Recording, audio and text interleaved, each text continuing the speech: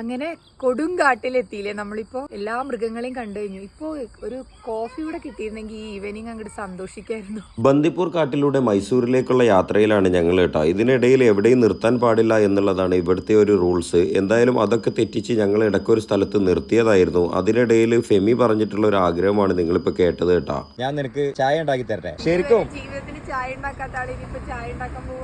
എന്ന ലൈഫിൽ ആദ്യമായിട്ട് ഈ ബന്ദിപ്പൂർ വനത്തിനുള്ളിൽ വെച്ചിട്ട് ഞാൻ നിനക്ക് ചായ ഉണ്ടാക്കി തരാൻ പോവാ.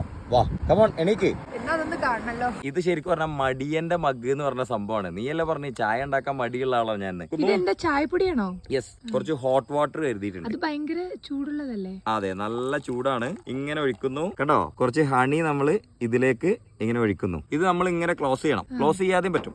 ഇനി ഇതിലോട്ട് ഫോക്കസ് ചെയ്തോ. ഇപ്പൊ നമ്മുടെ ചായ റെഡി ആയിട്ടുണ്ട്. നല്ല അടിപൊളി സ്ട്രോങ് ചായ കണ്ടില്ലേ? അടിപൊളി, സൂപ്പർ ആയില്ലേ? അതാണ്